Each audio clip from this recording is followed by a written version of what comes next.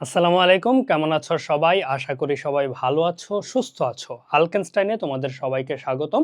তোমাদের সাথে আছি আমি নাফিউস সামাদ আবির। পড়াশোনা করছি ঢাকা বিশ্ববিদ্যালয়ে। আজকে দেখতেই পাচ্ছ আমি লিখেছি ইতিমধ্যেই যে গ্রাফস অফ ইকোনমিক্স। ইকোনমিক্সে তোমাদের যেই সমস্যাটা হয় ম্যাক্সিমাম টাইমে তোমরা গ্রাফ বুঝো না বা গ্রাফ কিভাবে আঁকতে হবে সেই জিনিসটা সম্পর্কে তোমাদের ধারণা খুবই কম থাকে। তো এই যে এটা সিরিজ হিসাবে হবে যে আমি বিভিন্ন ক্লাসে তোমাদেরকে দেখাবো যে চ্যাপ্টার ওয়াইজ যে কোন গ্রাফটা কিভাবে তুমি সহজে আঁকতে পারবা এবং কোন গ্রাফটা কিভাবে বুঝতে হবে।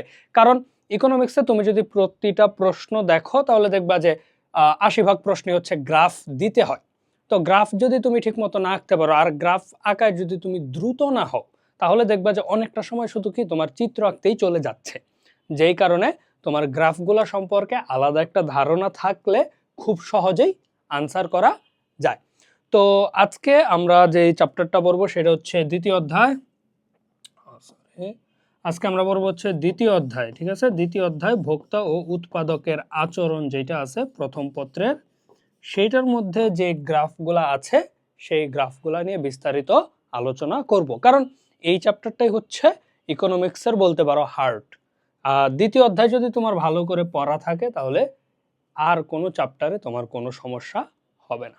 তো চলো দেরি না করে আমরা শুরু করি। ওকে, তো প্রথমে আমরা যেটা করব সেটা লিখে নিব যে দ্বিতীয় অধ্যায়ে আমার কি কি টপিক আছে, সেগুলোর কি কি গ্রাফ আছে আমার। দেখো, এক, মোট উপযোগের একটা গ্রাফ তোমার দরকার, মোট উপযোগ। আর এর সাথে মোট উপযোগ আসলেই সাথে চলে আসে কি প্রান্তিক উপযোগ। তাহলে মোট উপযোগ এবং প্রান্তিক উপযোগের গ্রাফ দেখব। এরপরে আমরা দেখব চাহিদা বিধি। এরপর দেখব বাজার চাহিদা।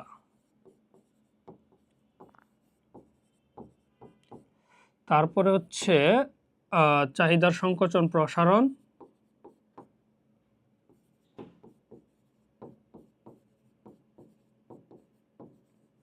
প্রসারণ ও স্থানান্তর।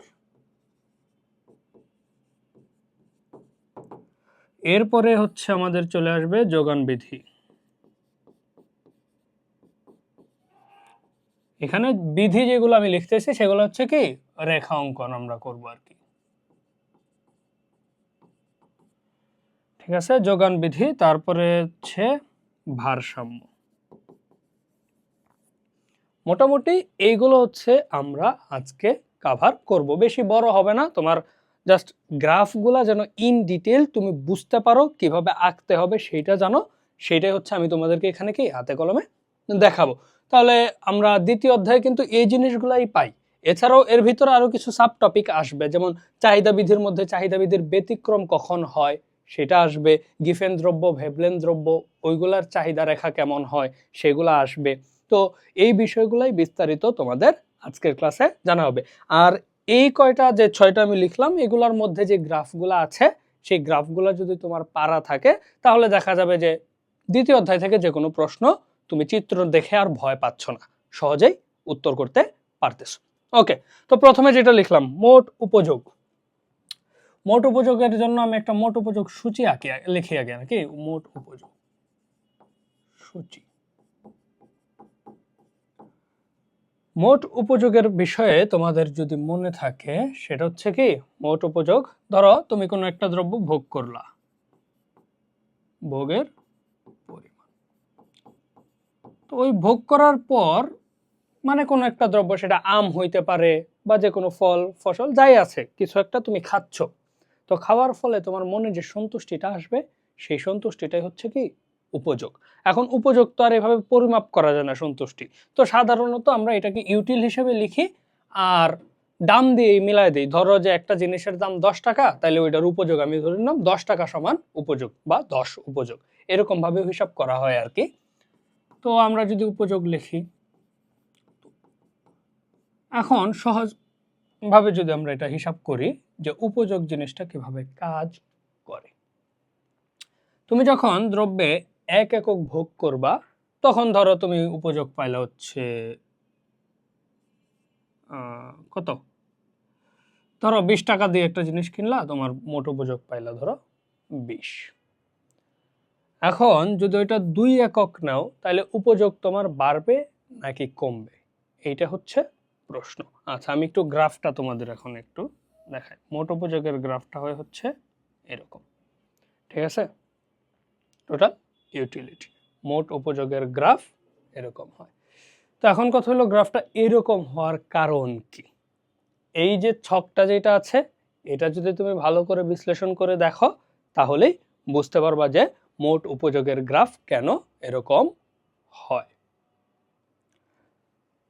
এটা বোঝার জন্য তোমাকে কি করতে হবে, দেখতে হবে। এখন ধরো তোমার গ্রাফটা এভাবে যাবে, তারপরে আবার কি একটু বাঁকা হচ্ছে। তাহলে প্রথম যদি তুমি ধরো একটা আমের হিসাবেই ধরো যে আম, একটা আম খাইলা, বেশ তৃপ্তি সহকারে খাইলা।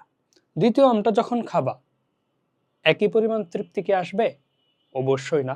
যেহেতু তোমার চাহিদা কিছুটা হইলেও পূরণ হয়েছে, পেটটা তো এখন একটু ভরা ভরা, বা একটা আম খেয়ে খুব আরাম পাইছো, পরেরটায় কিন্তু আর একই রকম মজা পাওয়া যাবে না।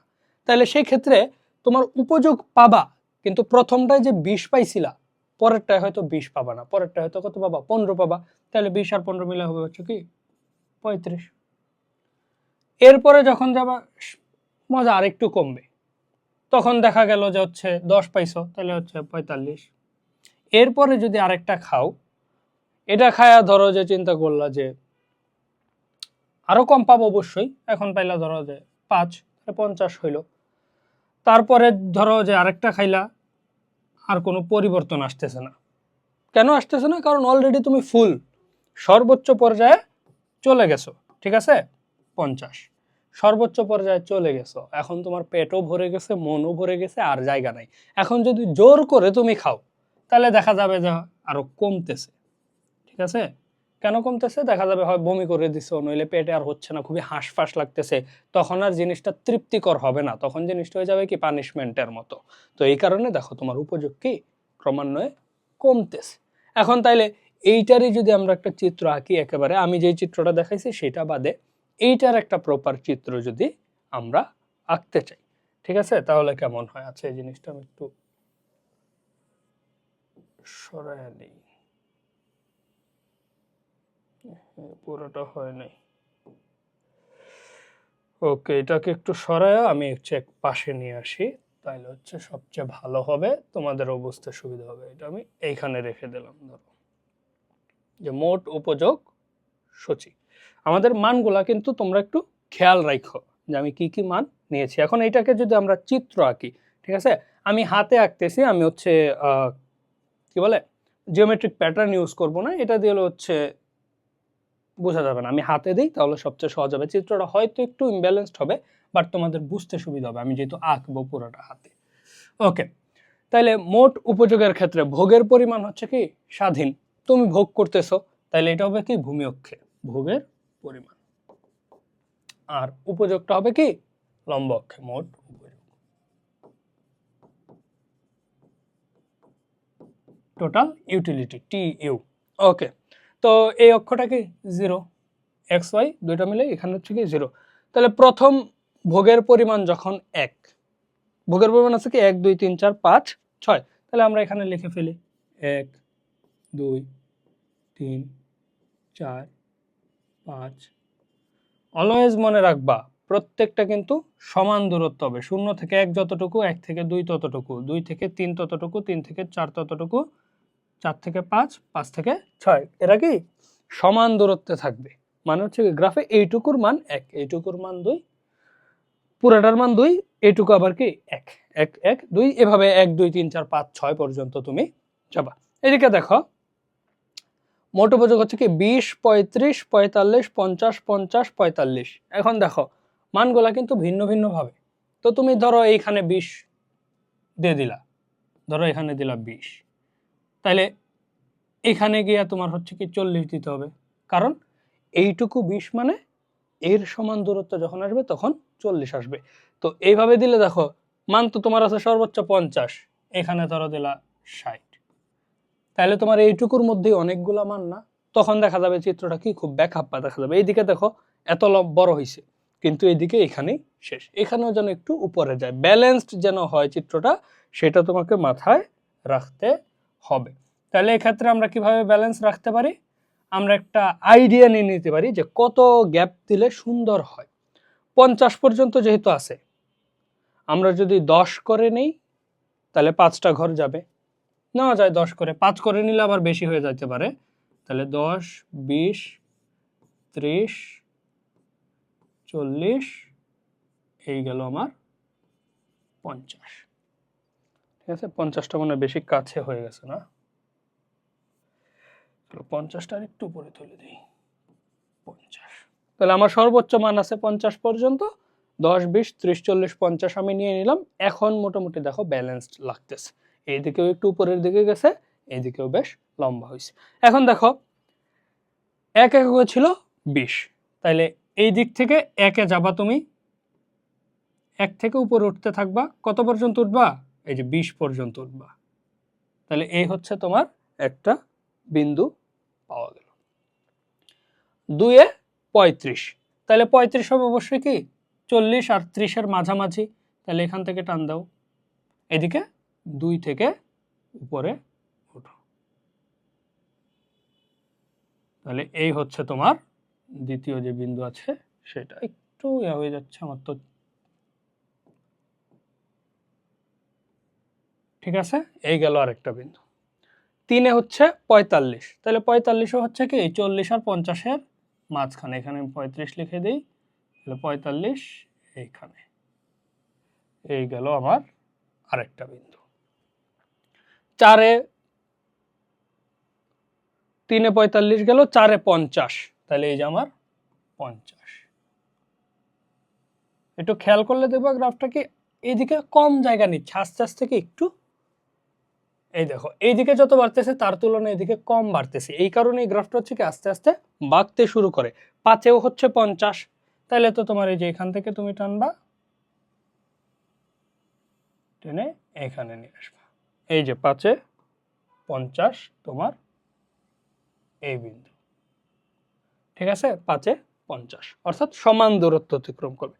6-এ হচ্ছে আবার কি 45, তাহলে এই যে এইটুক তো আমার আঁকাই আছে, আমি এখান থেকে টানি, এই হচ্ছে আমার মোটামুটি গ্রাফটা হয়েছে, একটু গোছালো লাগতে পারে। এখন যদি তুমি এটাকে যোগ করো, এই যে মূল বিন্দু যেগুলো আছে সেগুলা শুধু যোগ করে যাবা, এই রে একটু হয়ে গেল,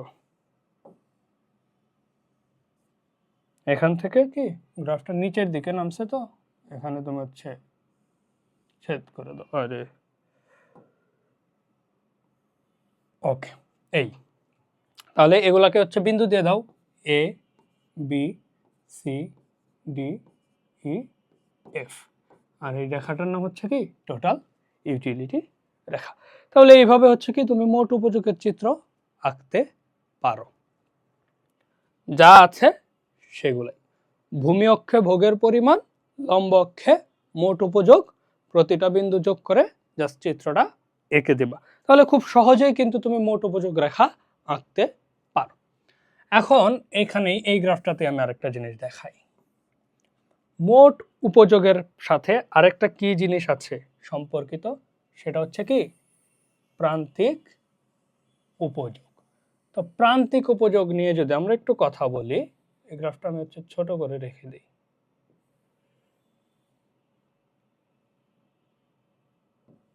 ঠিক আছে, এটা হচ্ছে এখানে থাকুক, মোট উপযোগ যে গ্রাফটা আছে সেটা, আমরা পরবর্তীতে প্রান্তিক উপযোগের চিত্রটাও এঁকে দিব। ওকে, এখন মোট উপযোগ, আচ্ছা এটা উপযোগ লিখি মোট, আর এখানে আমরা ধরো প্রান্তিক উপযোগ লিখলাম।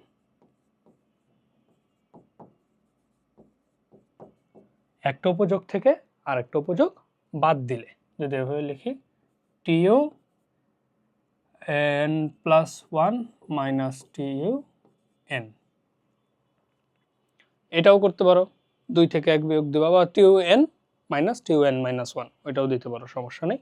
এইভাবে তোমাদের জানার দরকার নাই, তোমরা শুধু এইটুকু জানো যে কি একটা উপযোগ থেকে আরেকটা বাদ দিলে, তো এখানে যেহেতু 1-এ 20, তো এটা তো প্রথম, তাহলে 20 থাকলো ধরো, তারপরে 2-এ 35, তাহলে 35 মাইনাস 20 হচ্ছে কত? 15। 3-এ হচ্ছে 45, তাহলে এখানে হচ্ছে 10। 4-এ 50, তাহলে এখানে হচ্ছে 5। 5-এও 50, এখানে হচ্ছে 0। 6-এ 45, এখানে হচ্ছে কি -5। তাহলে এখানে আমরা কি কি জিনিস বুঝতে পারি দেখো, ক্রম ও হ্রাসমান প্রান্তিক উপযোগ বিধি কিন্তু এই ছক থেকেই আমরা বুঝতে পারি। কিভাবে? ভোগের পরিমাণ বাড়াইলে মোট উপযোগের পরিমাণ বাড়ে। কিভাবে বাড়ে? ক্রম ও হ্রাসমান হারে বাড়ে। 20 প্রথমবারে, দ্বিতীয়বারে কিন্তু 20 পাও নাই, 20-এর চেয়ে একটু কম পাইছো, 15 পাইছো, এই যে। তৃতীয়বারে আরো কম, চতুর্থবারে আর একটু কম, পঞ্চমবারে একেবারে বাড়লই না। তাইলে মোট উপযোগ হচ্ছে কি বাড়ছে, দেখো মোট উপযোগ 20 থেকে 35 হয়েছে, বাড়ছে কিন্তু আগের তুলনায় কম বাড়ছে। মোট উপযোগ বাড়ছে কিন্তু আগের তুলনায় কম, তো এটাকে বলা হচ্ছে কি ক্রম হ্রাসমান হারে বাড়া। তো মোট উপযোগ ক্রম হ্রাসমান হারে বাড়ে, আর এক পর্যায়ে গিয়ে মোট উপযোগ কি সর্বোচ্চ হয় 50। তারপরে ভোগের পরিমাণ বাড়াইলে মোট উপযোগ কমে যায়। এবার এটা প্রান্তিক উপযোগের হিসাবে ব্যাখ্যা করি। মোট উপযোগ যখন ক্রম হ্রাসমান হারে বাড়ে, প্রান্তিক উপযোগ তখন হ্রাস পায়।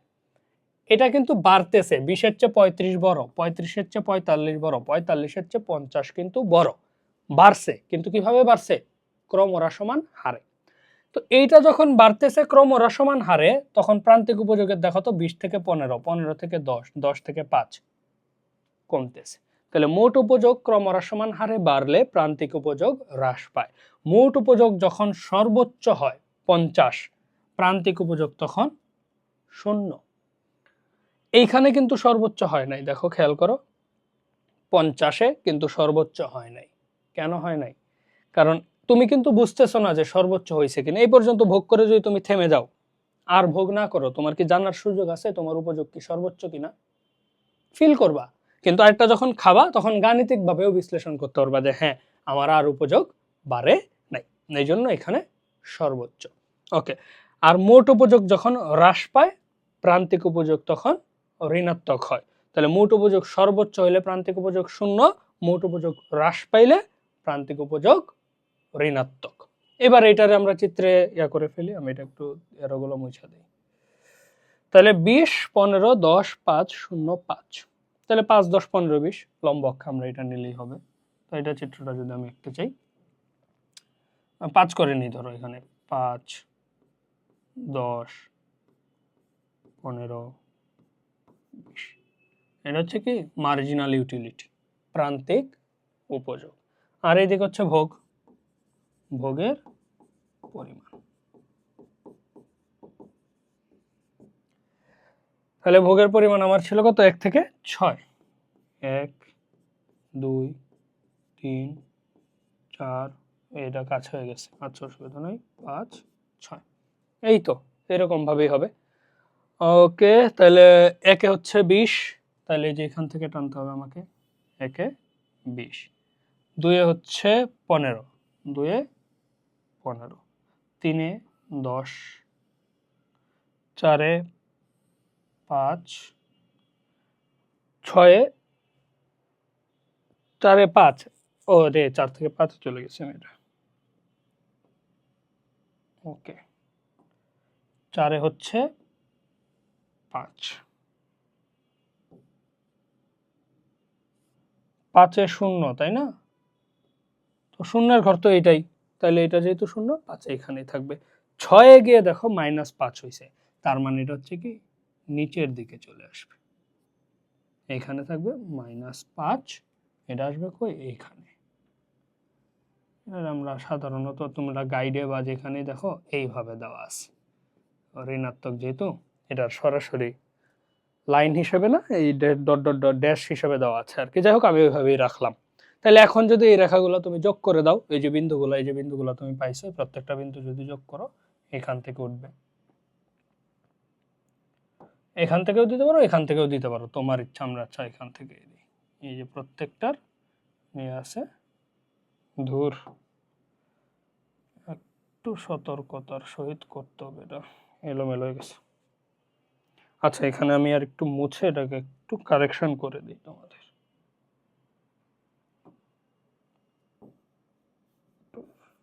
মিলতেছে না, এটা বাঁকা হয়ে যাওয়ার। আচ্ছা, মোটামুটি আমরা তো ধারণাটা তো অ্যাটলিস্ট পাইলাম যে এই যে এইরকম হবে তোমার প্রান্তিক উপযোগ রেখা। এটাকে যদি আমি শর্ট করে এখানে লিখি, এই যে এরকম হবে, ঠিক আছে। প্রান্তিক উপযোগ রেখাটা সাধারণত কি এরকম হয়ে থাকে। তাহলে এই হচ্ছে তোমার প্রান্তিক উপযোগ রেখা বা এমইউ রেখা, বাম দিক থেকে ডান দিকে নিম্নগামী। তাহলে এই হচ্ছে তুমি যদি প্রান্তিক উপযোগ রেখা আঁকতে চাও কিভাবে আঁকবা। তাহলে ভোগের পরিমাণ, মোট উপযোগ, প্রান্তিক উপযোগ সব হয়ে গেল। আর ক্রমহ্রাসমান প্রান্তিক উপযোগ বিধি বলতে কিন্তু এটাই বোঝায়। মোট উপযোগ ক্রমহ্রাসমান হারে বাড়লে প্রান্তিক উপযোগ হ্রাস পায়, মোট উপযোগ সর্বোচ্চ হলে প্রান্তিক উপযোগ শূন্য, মোট উপযোগ হ্রাস পাইলে প্রান্তিক উপযোগ ঋণাত্মক। এই হচ্ছে তোমার প্রপার একটা চিত্র। তাহলে এই হচ্ছে আমার মোট উপযোগ এবং প্রান্তিক উপযোগ সম্পর্কিত যেই চিত্র পরীক্ষায় লাগবে। আশা করি দুইটাই তোমরা বুঝতে পারার কথা, ঠিক আছে? ওকে, এবারে আমরা পরে যাই। আমাদের পরের টপিক কি? পরের টপিক ছিল হচ্ছে আমাদের চাহিদা বিধি। এই যে 2 নম্বরে আমরা কি রাখছিলাম? চাহিদা বিধি। তাহলে আমরা চাহিদা বিধি নিয়ে আলোচনা করি। চাহিদা বিধির ক্ষেত্রে দাম আর একটা জিনিস কি চাহিদা, এই তো পুরো জিনিসটাই তো দাম এবং চাহিদার উপর নির্ভর করে। তো দামের সাথে চাহিদার সম্পর্ক কিরূপ? বিপরীত। তো বিপরীত একটা সম্পর্ক, আমরা সেটাই দেখব। দেখো, ধরো দাম 5 টাকা, চাহিদা 15 একক। যখন একটা জিনিসের দাম 5 টাকা থাকে, তুমি সেটা 15 একক কেনো। ধরো দাম বেড়ে 10 টাকা হয়ে গেল, তাহলে আগে 5 টাকা সস্তা ছিল না, এখন তো তোমার আগের মতো আর কেনার সাধ্য নাই। তো তুমি তখন কি করবা? তুমি এই জিনিসটা কম কিনবা। তাহলে তখন এটা কিনলা, ধরো 10 একক কিনলা, আগের চাইতে একটু কম কিনলা। দাম ধরো 15 টাকা হয়ে গেল, দাম 15 টাকা হয়ে গেলে কি আগের মতো কিনতে পারবা? কিনতে পারবা না, তখন তুমি আরো কম কিনবা, তাই না? তাহলে এখানে দাম যত বাড়তেছে চাহিদার পরিমাণ তত কমতেছে। তাহলে চাহিদা বিধি হচ্ছে কি, দাম, একটা জিনিস একটু বলে রাখি, এখানে একটা শর্ত দেখবা তোমরা সবসময় পাবা যে অন্যান্য বিষয় অপরিবর্তিত থাকলে।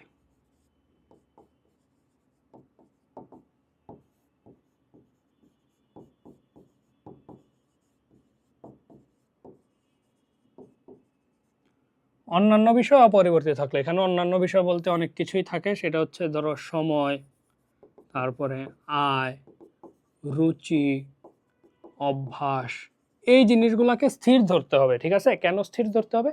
কারণ এগুলোও চাহিদাকে পরিবর্তন করতে পারে।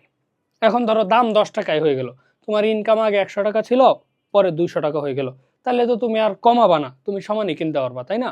এই জিনিসগুলোর একটা বিষয় কিন্তু থাকে। এই কারণেই এই অন্যান্য বিষয় অপরিবর্তিত থাকলে দাম বাড়লে চাহিদা কমে, দাম কমলে চাহিদা বাড়ে। দাম এবং চাহিদার এই বিপরীতমুখী সম্পর্কই হচ্ছে কি চাহিদা বিধি। তাহলে এই হচ্ছে আমার একটা চাহিদা সূচি আমি আঁকলাম। এটা থেকে ধরো চাহিদা রেখাটা এখানেই, এখান থেকে চাহিদা রেখাটা যদি আমি আঁকতে চাই,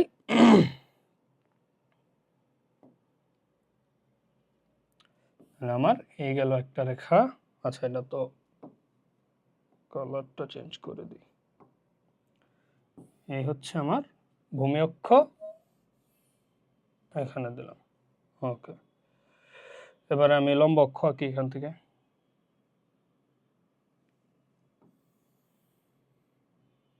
এই হচ্ছে আমার লম্ব অক্ষ। তাহলে ভূমি অক্ষে থাকবে হচ্ছে কি, এটা কি তোমাদের মনে আছে? ক্লাসে আমি তোমাদের বলেছিলাম, আমি একটু বলে দিই। সাধারণত যে কোনো এক্স ওয়াই, দেখো আমরা এটারে ওয়াই ধরি, এটারে এক্স ধরি। তোমরা যখন ফাংশন পড়ছো, y is a function of x, এটা কি অধীন চলক। ওয়াই হচ্ছে কি অধীন চলক, ওয়াই রে আমরা সবসময় কি অধীন চলক হিসেবে ধরি। আর এক্স কি, এক্স হচ্ছে স্বাধীন। তো ভূমি অক্ষে সাধারণত স্বাধীন চলক থাকে, আর লম্ব অক্ষে থাকে হচ্ছে অধীন চলক। কিন্তু এই জিনিসটা একবার ব্যতিক্রম হয়। কখন ব্যতিক্রম হয়? দেখো, ওয়াই এর জায়গায় তুমি ধরে নিলা ডিমান্ড, তাহলে demand is a function of কি? প্রাইস, চাহিদা দামের উপর নির্ভরশীল। তাহলে এই স্বাধীন চলকটা কি হয়ে গেছে? স্বাধীন চলকটা হয়ে গেছে দাম।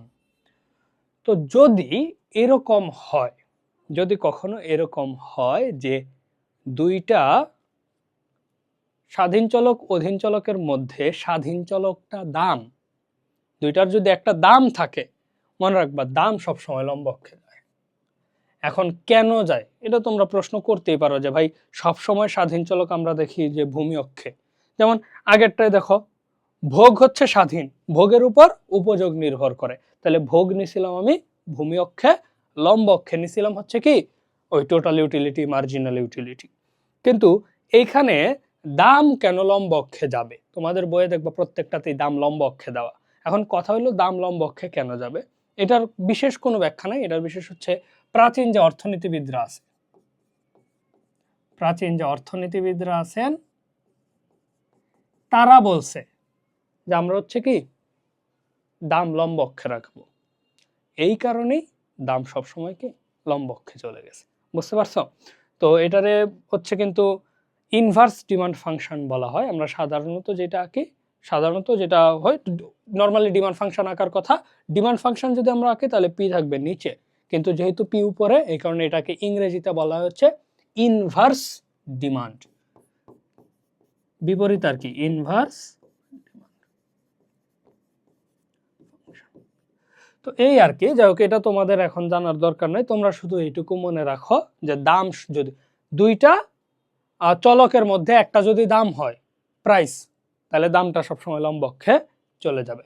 তাহলে এখানে চাহিদা বলতে কি চাহিদার পরিমাণ, তাহলে কোয়ান্টিটি ডিমান্ডেড, কিউডি দ্বারা আমরা প্রকাশ করি। চাহিদার ক্ষেত্রে ডি, সাপ্লাইয়ের ক্ষেত্রে এখানে এই ছোট হাতের ডি দ্বারা এস লিখে দিলেই হয়ে যায়। ওকে, তাহলে আমরা এটা চিত্রটা এঁকে ফেলি। দাম যখন, আচ্ছা একটু নিয়ে নিই, তাহলে দাম নিচ্ছি আমরা লম্ব অক্ষে 5, 10, 15, এই দিকেও তো এরকমই থাকবে 5, 10, 15। তাহলে দাম যখন 5 টাকা, চাহিদা 15 একক, তাহলে দাম 5 টাকা যদি, আচ্ছা এটা দিয়ে আঁকবো, এটা দিয়ে আঁকি, দাম 5 টাকা, চাহিদা 15 একক। দাম 10 টাকা,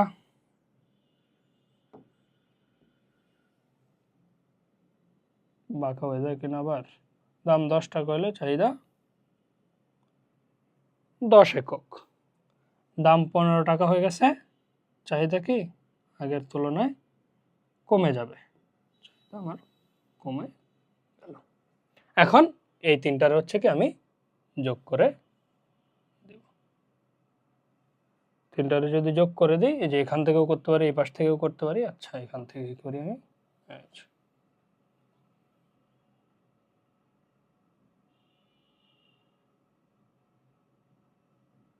এই হচ্ছে আমার ডিমান্ড ফাংশন। ঠিক আছে, তাহলে এই হচ্ছে আমার, আমি যদি এগুলো লিখি এ বি সি, এই তো না উল্টা লিখে ফেলছি এবিসি, 5 হইলে 15, হ্যাঁ উল্টা লিখছি, এখানে হবে এইভাবে, এইটা হচ্ছে এ বিন্দু, এটা বি বিন্দু, এটা সি বিন্দু, ডি প্রাইম। তাহলে এই হচ্ছে আমার চাহিদা রেখা। দাম 5 টাকায়, চাহিদা 15 টাকা, দাম 10 টাকায়, চাহিদা 10 টাকা, দাম 15 টাকায়, চাহিদা 5 টাকা। অর্থাৎ দাম যত বাড়ছে চাহিদা সেই হিসেবে কমছে। তাহলে দাম বাড়লে চাহিদা কমে, দাম কমলে চাহিদা বাড়ে। এই হচ্ছে আমার চাহিদা বিধি। তো আশা করি এটা বুঝতে অসুবিধা হওয়ার কথা না, কঠিন কিছু না কিন্তু। ঠিক আছে, ওকে, এরপরে আমরা কি দেখব? এরপরে আমরা দেখব হচ্ছে গিফেন ভ্যাবলেন দুইটা। এইটাতে আমি কোনো মান নিব না, ঠিক আছে, এটাতে আমি মান না নিয়ে হচ্ছে তোমাদেরকে দেখাবো। গিফেন হচ্ছে কোন ধরনের দ্রব্য? নিম্ন স্তরের দ্রব্য। সাধারণত গরিব স্বল্প আয়ের মানুষ এই দ্রব্যগুলা ভোগ করে থাকে। আর ভ্যাবলেন হচ্ছে বিলাসজাত দ্রব্য, দামি জিনিস, দামি দামি যেগুলো হচ্ছে কি বিলাসিতা করার জন্য মানুষ কেনে বা ব্যবহার করে, সেগুলো হচ্ছে ভেবলেন দ্রব্য। তাহলে গিফেন দ্রব্য, ভেবলেন দ্রব্য দুইটা জিনিস তো আমরা বুঝে গেলাম। এখন তাইলে আমরা একটু চিন্তা করি যে গিফেন দ্রব্য যেহেতু নিম্ন স্তরের দ্রব্য, গরিব মানুষ ইয়া করে, তো একটা উদাহরণ ধরে আমরা কি হইতে পারে, আলু, আলু, পেঁয়াজ, তাই না? এগুলো হচ্ছে কি নিম্ন স্তরের দ্রব্য। বিলাসজাত দ্রব্য, গাড়ি, স্বর্ণ, রৌপ্য বা রূপা, এগুলাই তো বিলাসজাত দ্রব্য। তাহলে আমার ক্যাটাগরি তো আমি পাই গেলাম। তাহলে এই দুইটার চাহিদা রেখা কেন এত বিশেষত্ব পাবে? সাধারণ চাহিদা রেখা তো আমরা দেখছি, দাম বাড়লে চাহিদা কমে, দাম কমলে চাহিদা বাড়ে। কিন্তু গিফেন ভেবলেনের কি বিশেষত্ব আছে যে কারণে এটা? বাস্তব জীবনের সাথে যদি চিন্তা করো তাইলেই তোমরা গিফেন ভেবলেনের বিষয়টা বুঝতে পারবা। কিভাবে বুঝবা বাস্তব জীবনের সাথে তুলনা করে? বাস্তব জীবনে কি হয় এই জিনিসটা তোমরা চিন্তা করো। আমি লিখছি কি গিফেন দ্রব্য হচ্ছে আলু, পেঁয়াজ। দেখো, রমজানের সময় আমাদের দেশে দেখবা জিনিসপত্রের দাম বাড়তে থাকে। আবার কখনো কখনো ভারত থেকে বা বিভিন্ন দেশ থেকে পেঁয়াজ আমদানি বন্ধ হয়ে গেলে দেখবা যে হুট করে দাম বেড়ে যায়। তখন মানুষ কি করে? পেঁয়াজের দাম ভবিষ্যতে বাড়তে পারে বা হালকা একটু যদি বেড়ে যায়, এরকম যদি হয় যে অল্প একটু বেড়ে গেছে, যে 40 টাকা থেকে 60 টাকা হয়ে গেল, তখন মানুষ আগে যে 5 কেজি কিনতো সে চিন্তা করবে এই দাম তো 60 টাকা হয়ে গেছে, দাম তো বাইরে এখন 80 টাকা 100 টাকার উপরে চলে যাবে, তাইলে আমি বেশি করে অলরেডি কিনে রাখি। যদি বেশি করে কিনে রাখি তাহলে দাম বেড়ে গেলেও আমার আর কোনো সমস্যা হবে না। তো এই জিনিসটাই হচ্ছে গিফেন ভেবলেন দ্রব্যের চাহিদা রেখাটারে ডিকটেট করে। কিভাবে করে? কারণ তারা চিন্তা করে যে দাম এখন বাড়ছে, সামনে আরো বাড়বে, তো যেহেতু সামনে আরো বেড়ে যাবে, তো আমি এটা হচ্ছে কি বেশি পরিমাণে কিনে রাখি। তো এই চিন্তা করার কারণে মানুষ হচ্ছে বেশি কিনে। তো ধরো দাম P1, আমি বলছি এটা কিন্তু আমি সংখ্যা দিয়ে দেখাবো না, যে 40-60 হিসাবে দেখাবো না। তো দাম যখন P1, মানুষ হচ্ছে এটা ধরো কিন্তু Q1 পরিমাণে। তাহলে এটা যদি আমরা হচ্ছে রেখা হিসেবে দেখাই, এই ধরো এইভাবে, যখন P1 ছিল তখন মানুষ Q1 পরিমাণে কিনতো। যখনই দাম বেড়ে যাবে, হালকা, বেশি না, অল্প একটু বাড়লেই হবে, অল্প একটু দাম যখন বেড়ে যাবে তখন দাম ধরো হয়ে গেল P2। যেই মুহূর্তে দাম একটু বাড়ছে, মানুষ চিন্তা করবে হ্যাঁ রে এটার দাম তো আরো বেড়ে যাবে, তাহলে আমি বেশি করে কিনে রাখি যাতে দাম বেড়ে গেলেও কি আমার কোনো সমস্যা না হয়। তো সে Q2 পরিমাণ কিনবে। আগে এইটুকু কিন্তু লাভটা দিচ্ছে, দেখছো, একেবারে বড় একটা জাম্প দিবে, তখন সে হচ্ছে কি অল্প দাম বাড়লেও কিনবে বেশি পরিমাণে। দাম বাড়ছে কিন্তু অল্প, সাধারণ হিসেবে দাম বাড়লে তার কম কেনার কথা, কিন্তু যেহেতু গিফেন দ্রব্য, নিত্য প্রয়োজনীয় দ্রব্য, দাম যখন বাড়তে থাকে ধুম বাড়তে থাকে, এই কারণে মানুষ কি বেশি কিনে রাখে। যেমন কাঁচামরিচের দাম দেখবা সিজনে একবার না একবার 800-1000 টাকা কেজিতে চলেই যায়। কেন যায়? 40-50 টাকা থেকে 1000 টাকা কেজিতে কাঁচামরিচের দাম চলে যায়। এই জিনিসটা হয় কারণ ওই যে সাপ্লাইয়ে যোগানের ক্ষেত্রে সমস্যা। কিন্তু সাধারণ মানুষ তখন কি করে? বেশি পরিমাণে কিনে রাখে। পেঁয়াজ, বাংলাদেশে এবার ভারত থেকে পেঁয়াজ আমদানি হয় নাই, এই নিউজটা আসার সাথে সাথে পেঁয়াজের দাম 10 টাকা 20 টাকা বেড়ে যাবে কেজিতে। আর যখন 2 দিন পরে আসলেই পেঁয়াজ থাকবে না, তখন দেখা যাবে কি যে মানুষ আরো দাম বাড়ায় দিচ্ছে। তো এই ক্ষেত্রে যখন দেখে যে 5-10 টাকা বেড়ে গেছে তখন মানুষ চিন্তা করে যে আরো বাড়বে। ধরো 5 টাকা বাড়লে ভাবে আরো বাড়বে, যে কারণে বেশি কিনে। এই একটা কারণে হচ্ছে কি অধিক পরিমাণে তারা কিনে রাখে। তখন চাহিদা রাখাটা কিরকম হবে? এই যে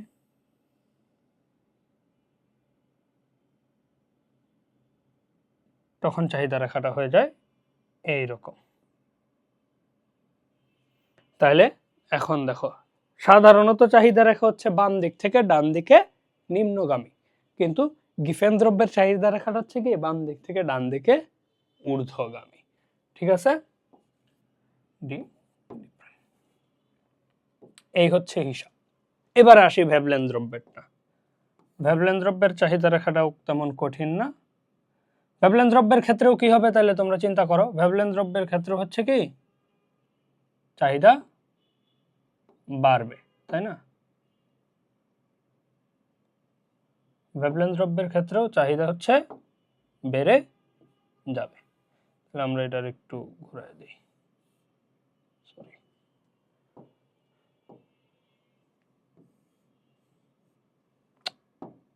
এখান থেকে যাবে না। ভেবলেন দ্রব্যেরও চাহিদা রেখাটা হবে ঊর্ধ্বগামী। এক্ষেত্রেও কি হবে, মানুষ এই ধরো P1 দাম আছে, আগে Q1 কিনতো, তাহলে P1 থেকে Q1 এ তোমরা যাবা।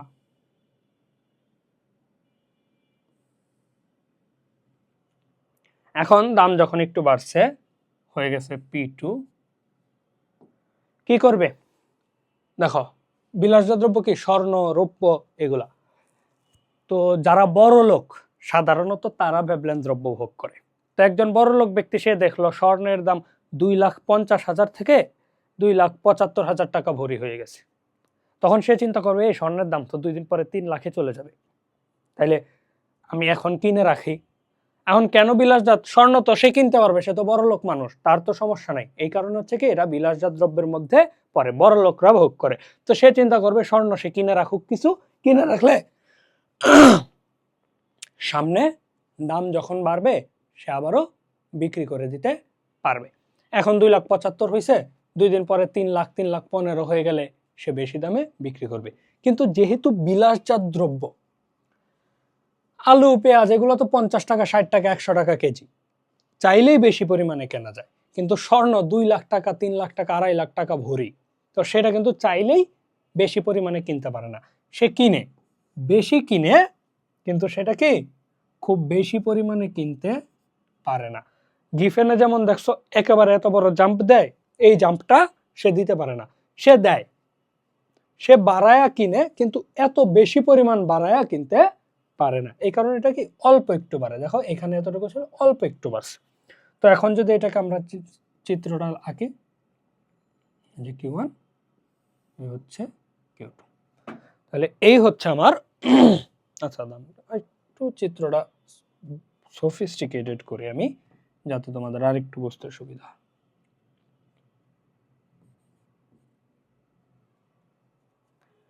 ঠিক আছে,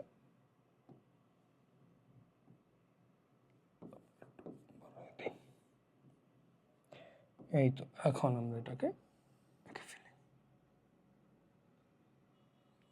বাঁকা হয়েছে,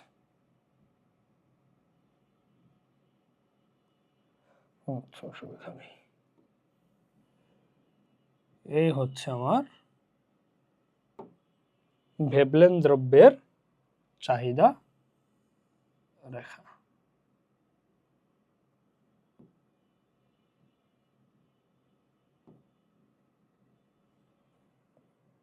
তাহলে এই ক্ষেত্রে কি হবে, দাম বাড়লেও সে কিনবে, কিন্তু বেশি পরিমাণে কিনতে পারবে না, অল্প একটু বেশি কিনবে। কিন্তু দুইটার ক্ষেত্রেই দেখো দাম বাড়লে চাহিদা বাড়তেছে। এখানে দাম P1 থেকে P2 তে গেছে, দাম বাড়ছে, চাহিদা Q1 থেকে Q2 তে গেছে। দাম P1 থেকে P2 তে গেছে, চাহিদা Q1 থেকে Q2 তে গেছে। দুইটার ক্ষেত্রে হচ্ছে কি দাম বাড়লে চাহিদা বাড়তেছে। তাহলে এটা কিসের? এটা হচ্ছে গিফেনের, আর এটা হচ্ছে ভেবলেন দ্রব্যের। তো মাথায় রাখবা গিফেন দ্রব্য ভেবলেন দ্রব্যের চাহিদা রেখার আকৃতিটা একটা একটু হেলানো আর একটা একটু কি বেশি পরিমাণে খাড়া হয়ে থাকে। তাহলে এই গেল আমার গিফেন এবং ভেবলেন দ্রব্যের চাহিদা রেখা, একটু ভালো করে দেখে নাও। এবারে আমরা যে টপিকটা দেখব সেটা হচ্ছে কি বাজার চাহিদা।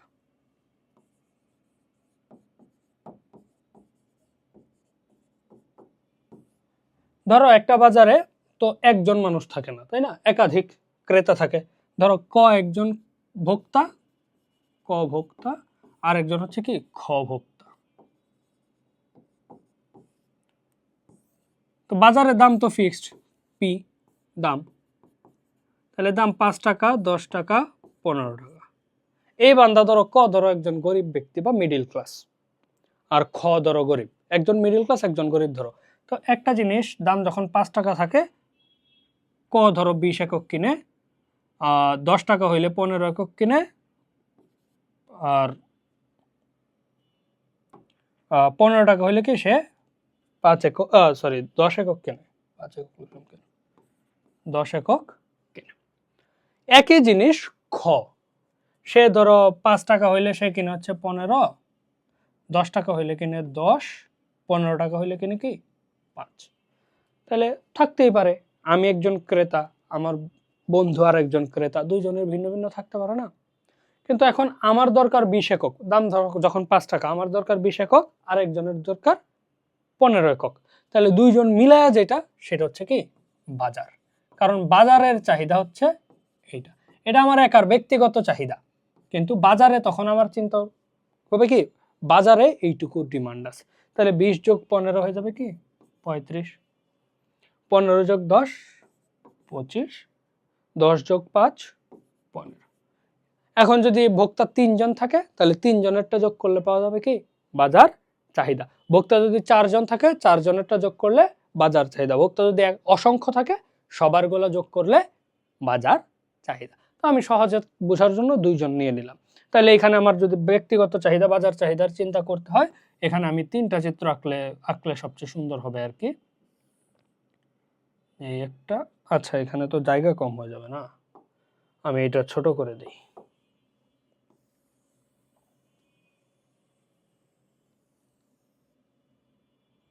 তাহলে এটা হচ্ছে আমার চাহিদা সূচিটা হয়ে গেল নাকি। এই যে চাহিদা সূচি আমি এখানে রেখে দিলাম। এখন আমি চিত্রগুলোর বিষয় একটু দেখি।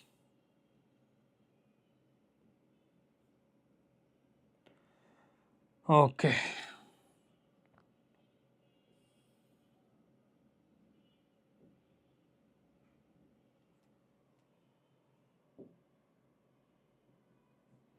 এই একটা, তারপরে এই বরাবরই তো যাবে একটা, এটা একটা,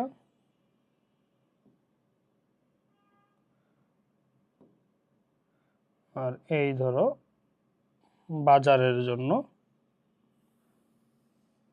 আরেকটা। এখানে আমি হচ্ছে লম্ব অক্ষ অ্যাড করি, এখানে লম্ব অক্ষ অ্যাড করি। তাহলে এই হচ্ছে আমার, তো এটা ধরো এর জন্য, এটা এটা এটা বাজার। তাহলে দাম তো প্রতিবারই দেখো 5, 10, 15, তাহলে দাম এখানে আমি দিলাম 5, এই দিলাম 10, এই 15, এইটাই কিন্তু পুরাটা যাবে, তাই না।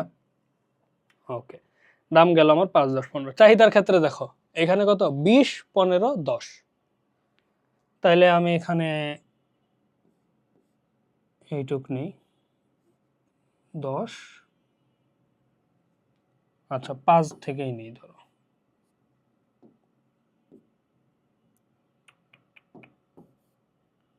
এইখানে 5, 10, 15, 20, আর এখানে আছে কি 5, 10, 15, নিলাম 5, 10, 15। আর বাজারের ক্ষেত্রে আছে 15, 25, 35। এখানে একটা জিনিস তোমাদেরকে আমি একটু দেখায় দিই, 15, 25, 35। এই দেখো আমি এখানে 2টা দাগ দিছি, এই দুইটা জায়গার একটা বিশেষত্ব আছে। 15 এখানে কিন্তু 15 যতটুকু 25 পর্যন্ত, এখানে প্রথমবারে 15 বাড়ছে, কিন্তু পরের বারে 10 করে বাড়ছে, কিন্তু আমি ডিস্টেন্স সবগুলার সমান নিছি। তো এই যে কাটা চিহ্নটা দিছি না দুইটা দাগ, এর মানে বোঝানো হয়েছে যে এখানে আমি কিছুটা এটাকে বোঝাই হচ্ছে, ধরো এই যে এইটারে আমি ধরো এইটুকু, এখানে হচ্ছে এই যে 5, 10, 15, তারপরে এখানে ধরো আমি নিলাম 20। এখান থেকে ধরো আমি এই দুইটা বাদ দিচ্ছি, এই দুইটা আমার দরকার নাই, তাহলে আমি এইটুকুই নিব শুধু, যে 15 আর 20, এখানে একটু এক্সট্রা দিয়ে হচ্ছে এই চিহ্নটা দিয়ে দেবো, তার মানে এখানে 5, 10 আমি কেটে ফেলে দিছি আর কি। তো এখানে কাটা হয়েছে এরকম বোঝায়, ঠিক আছে। এটা তেমন আমার, শুধু এটুকু জানো যে যদি এরকম দিতে চাও আর কি, এই যে ওই এই 10 করে ডিফারেন্স কিন্তু শুরু হয়েছে 15 থেকে, তাহলে শুরুতে এভাবে একটু কেটে দিতে পারো, তাইলে হয়ে যাবে। ওকে, তাহলে 5, 10, 15, 20, এই যে এখানেও যদি আমি চাইতাম, এখানে যেহেতু আমার হচ্ছে 20, 15, 10, 5 রে বাদ দিতে হইতো, তাহলে আমি এখানে একটু কেটে এটা আর একটু বামে নিয়ে আসতে পারতাম আর কি, জায়গা বাঁচাইতে পারতাম। ওকে, তাহলে আমি এটাকে চিত্র এঁকে ফেলি। তাহলে দাম যখন 5 টাকা, চাহিদা হচ্ছে কি 20, তাহলে এই যে এখানে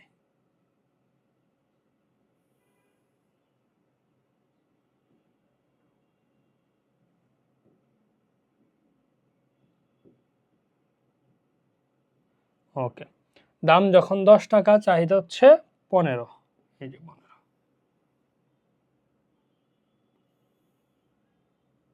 দাম যখন 15 টাকা, চাহিদা তখন 10, নিয়ে আসি 10-এ। এটা কার গেল? কয়ের চাহিদাটা গেল। ক্ষয়ের কি হবে? এখান থেকেই কিন্তু তুমি দেখতে পারো, এই যে এখানে সেম 5, 10, 15। আচ্ছা, এটা আমি এখন হাতে এঁকা ফেলি নাকি? ইয়া দিয়ে আঁকলে দেরি হচ্ছে। 5-এ 15, 10-এ 10, 15-তে 5, এই। এরপরে দেখো সেম 5, 10, 15, 5-এ হচ্ছে 35, 25, 10-এ, এই হচ্ছে তোমার চাহিদা রেখাগুলা। একটু হয়ে গেছে, এটা দিয়ে দিই।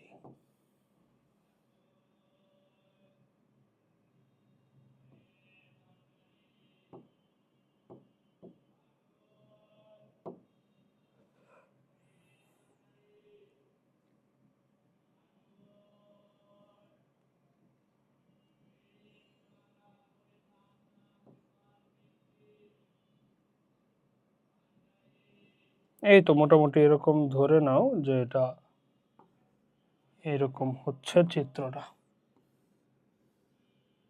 ঠিক আছে। তাহলে এই হচ্ছে আমার, এটারে হচ্ছে এরকম ডট ডট ডট ডট দিয়ে কানেক্ট করে দেবা, ক খ দুইজনেরটা মিলায়ে হচ্ছে কি বাজার চাহিদা এরকম হয়। তাহলে এটা কয়ের, এটা ক্ষয়ের, আর এটা বাজার চাহিদা। তাহলে মোটামুটি আমার বাজার চাহিদা কিভাবে নির্ণয় করতে হবে যোগ করে দিবা, আর চিত্রটা কিভাবে আঁকতে হবে সেটাও তুমি দেখে ফেললা। তাহলে এই গেল আমার হচ্ছে কি বাজার চাহিদা। এরপরে আমার কি আছে? চাহিদার সংকোচন প্রসারণ।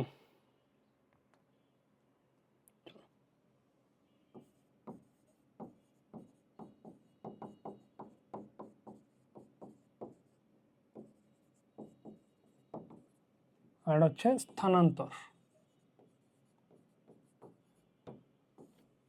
চিত্র দিয়ে সরাসরি দেখায় দিচ্ছি। এই হচ্ছে তোমার চাহিদা রেখা।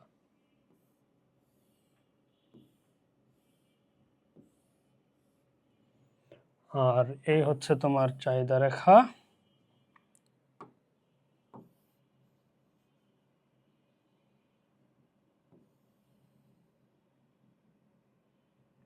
এই হচ্ছে আরেকটা চাহিদা রেখা।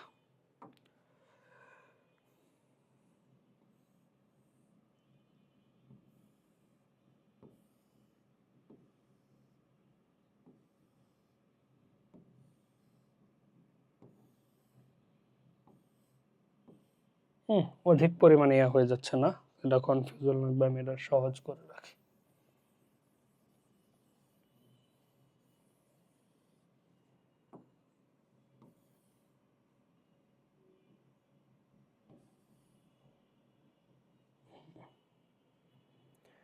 এটা একটু সহজে রাখতে হইলে এইখানে এইটুকু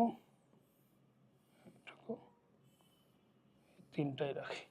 ওকে, দেখো দাম P1 চাহিদা Q1, দাম P2 চাহিদা Q2, দাম P3 চাহিদা Q3।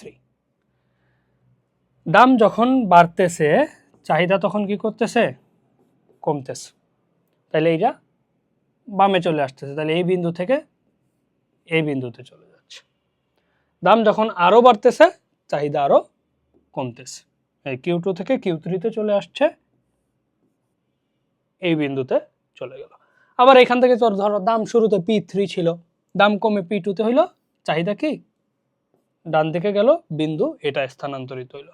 দাম আবার কমলো, কমে P1 এ আসলো, তাহলে চাহিদাটা কি Q2 থেকে Q1 এ চলে যাবে এদিকে। তাহলে এই যে একই রেখার মধ্যে যখন উপরে নিচে যাবে সেটাকে বলা হচ্ছে চাহিদার সংকোচন প্রসারণ। যদি কমে তাহলে সংকোচন, কমলে আর যদি বাড়ে তাহলে সেটাকে বলে কি প্রসারণ। তাহলে কমলে সংকোচন, বাড়লে প্রসারণ। এটা হচ্ছে কি চাহিদা রেখার সংকোচন প্রসারণ। কিন্তু এখন দেখো দাম ঠিক আছে P1 চলে গেল, দাম P2 তে, দাম P3 তে, কিন্তু চাহিদার রেখাটা হচ্ছে ওই দিক চলে গেছে। দেখো দাম একই আছে কিন্তু এইখানে চাহিদা হচ্ছে কি, এই যে দেখো বেশি, এইখানে চাহিদা আরো বেশি, এখানেও চাহিদা বেশি। তাহলে দাম একই থাকা সত্ত্বেও যদি চাহিদা বাইরে যায়, দাম স্থির কিন্তু চাহিদা বাড়লো, অথবা চাহিদা ধরো কমলো, এই যে ভিতরের দিকে চলে আসলো, দাম একই থাকা সত্ত্বেও যদি চাহিদা বাড়ে বা কমে সেটাকে বলা হচ্ছে কি চাহিদা রেখার স্থানান্তর। এই স্থানান্তরটা কখন হয় আমি একটু দেখাই। এই যে আমি লিখলাম শুরুতে অন্যান্য বিষয় অপরিবর্তিত থাকলে, অর্থাৎ সময়, আয়, রুচি, অভ্যাস, এই যে জিনিসগুলো আছে এইগুলো যদি অপরিবর্তিত থাকে তাইলে হচ্ছে দামের সাথে সম্পর্কিত। কিন্তু যদি এই যে এই অন্যান্য বিষয়গুলো পরিবর্তিত হয় তাহলে হচ্ছে কি এই স্থানান্তর হয়। তাহলে কি কি জিনিস পরিবর্তন হলে স্থানান্তর হতে পারে? আয় চেঞ্জ হলে হইতে পারে, তারপরে হচ্ছে রুচি পরিবর্তন হলে হইতে পারে, সময় পরিবর্তন হলে হইতে পারে, অভ্যাস পরিবর্তন হলে হইতে পারে। অর্থাৎ অন্যান্য যে বিষয়গুলো আছে সেগুলো যদি চেঞ্জ হয় তাহলে চাহিদা রেখার স্থানান্তর ঘটে। আর যদি খালি দাম চেঞ্জ হয় তাহলে হচ্ছে কি চাহিদা রেখার সংকোচন প্রসারণ ঘটে। তাহলে এই গেল আমার চাহিদার সংকোচন এবং প্রসারণের বিষয়। এবারে যোগানের ক্ষেত্রে চলে আসি। যোগানের ক্ষেত্রে তো বিষয়টা সিম্পল, দাম এবং যোগানের সম্পর্ক কিরকম? সমমুখী। তাহলে যোগান হচ্ছে ঊর্ধ্বমুখী হবে, সাপ্লাই এদিকে নিব হচ্ছে কি দাম, এদিকে হচ্ছে কি কোয়ান্টিটি সাপ্লাইড। বিভিন্ন রকম বিন্দু পাবে, এই যে ধরো এই একটা বিন্দু পাইলা, এই আর একটা বিন্দু পাইলা, এই আর একটা বিন্দু পাইলা, Q1 Q2 Q3 P1 P2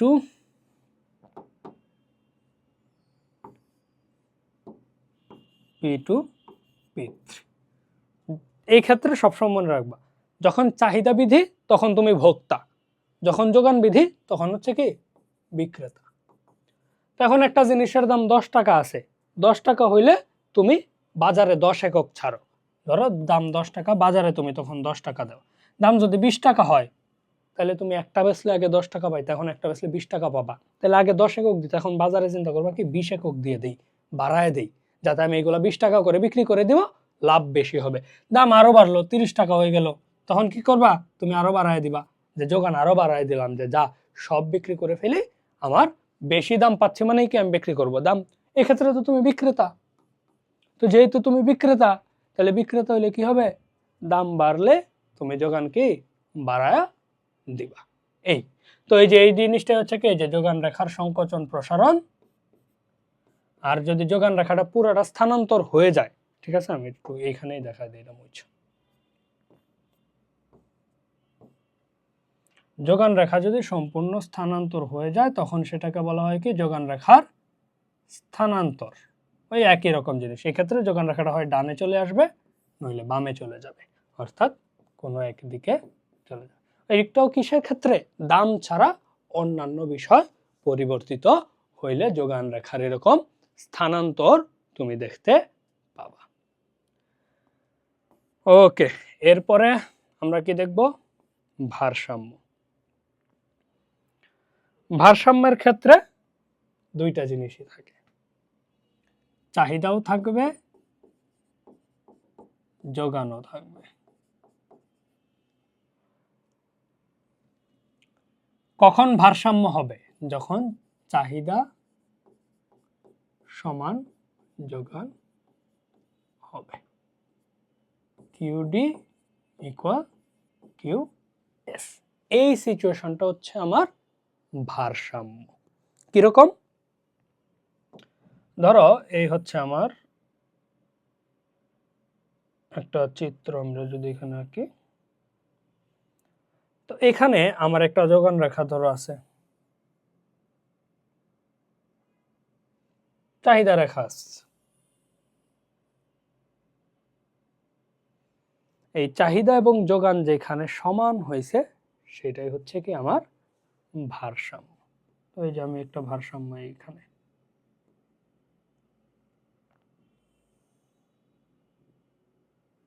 এই হচ্ছে আমার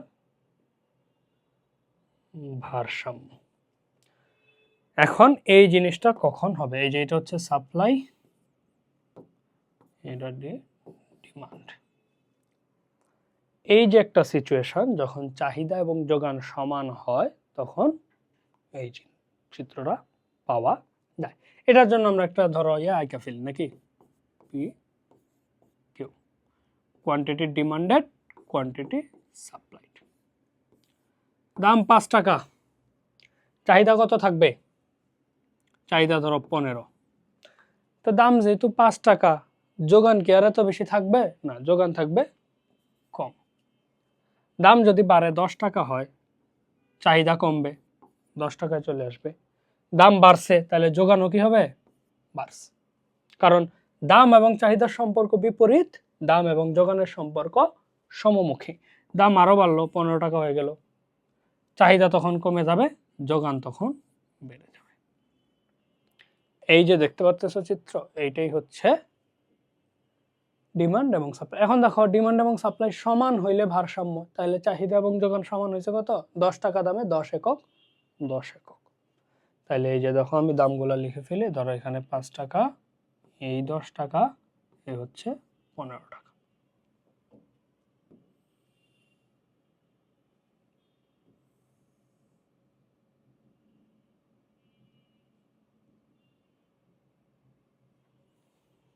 চিত্রটা একটু এদিক সেদিক হয়ে গেছে, আচ্ছা অসুবিধা নাই, আমরা সেটা বুঝে নিব, অসুবিধা নেই। ওকে, আমরা 10 টাকা দামে 10 একক ভারসাম্য পাইলাম। 10 টাকা দামে কি ভারসাম্য আমার 10 একক পাওয়া গেল। কিন্তু বাকি জিনিসগুলো দেখো, এই যে দাম যখন 5 টাকা, চাহিদা 15, দাম 5 টাকায়, চাহিদা এখানে, এই যে দেখো চাহিদা রেখাটা এটা না, চাহিদা রেখা, তো চাহিদা রেখা এখানে ছেদ করছে, কিন্তু যোগান রেখায় কি যোগান কম, এই যে দেখো চাহিদা বেশি। যোগান এখানে 5, কিন্তু চাহিদা 15। তাইলে বাজারে আছে 5 একক, তোমার দরকার 15 একক, তাহলে কি প্রয়োজনের তুলনায় কম আছে না? প্রয়োজনের তুলনায় কম আছে। তাহলে যেহেতু প্রয়োজনের তুলনায় কম আছে, তাহলে এইটুকু হচ্ছে কি ঘাটতি। ঠিক আছে,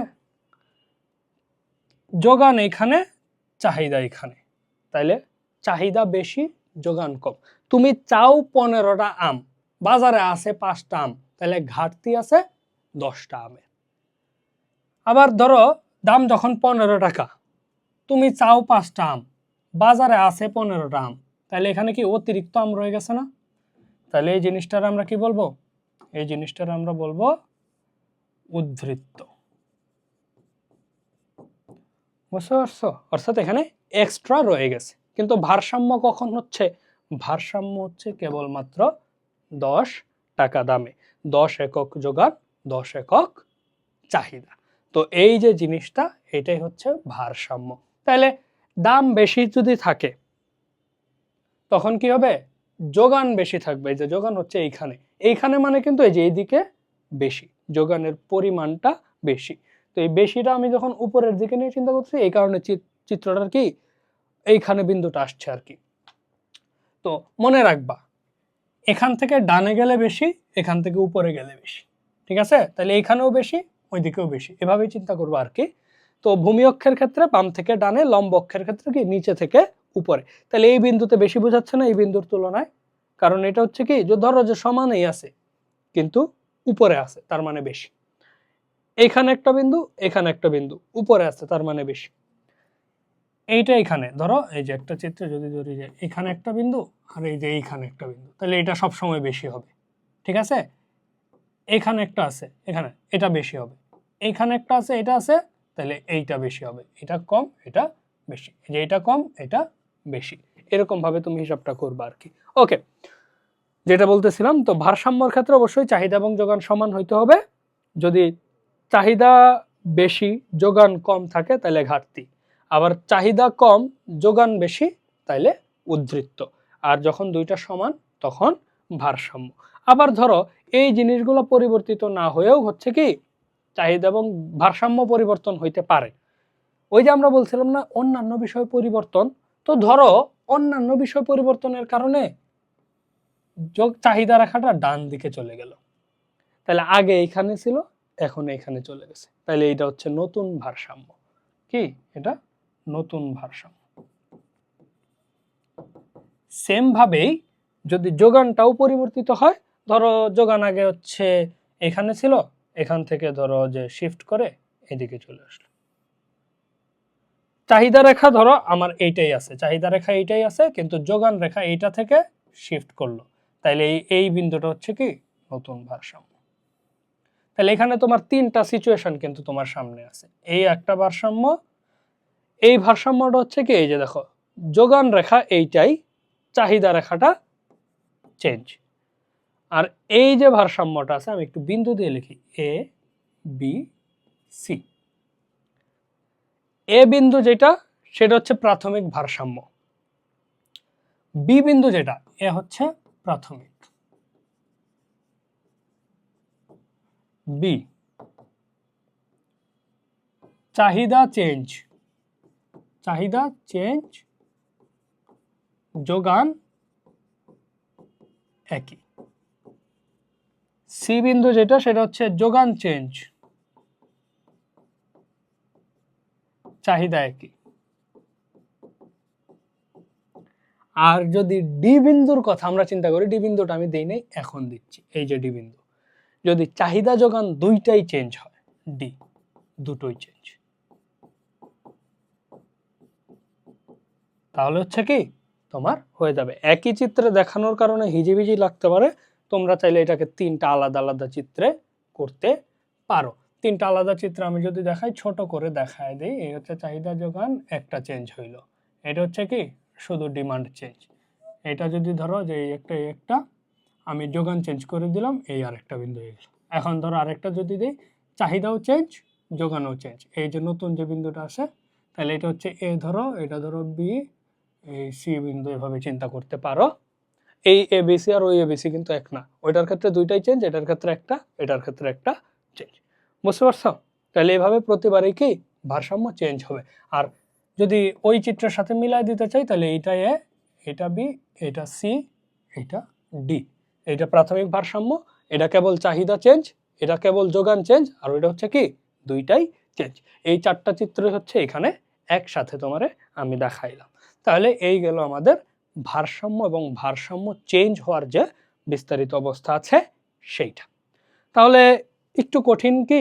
কঠিন তো না, আমি তো তোমাদেরকে আলাদা আলাদা ভেঙে ভেঙে দেখাই দিলাম। এখন তোমার যদি বইটা পড়া থাকে আর এই চিত্রগুলোর ক্ষেত্রে তোমাকে মনে রাখতে হবে, কি করতে হবে? প্র্যাকটিস করতে হবে।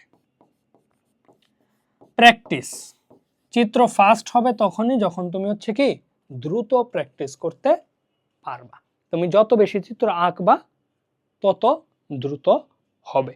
আর চিত্র যদি তুমি রেগুলার আঁকো তাহলে এক সময় দেখবা যে তোমার হচ্ছে কি ওই স্কেলেরও দরকার পড়বে না, তুমি হাতেই চিত্র ভালো আঁকতে পারবা। ঠিক আছে?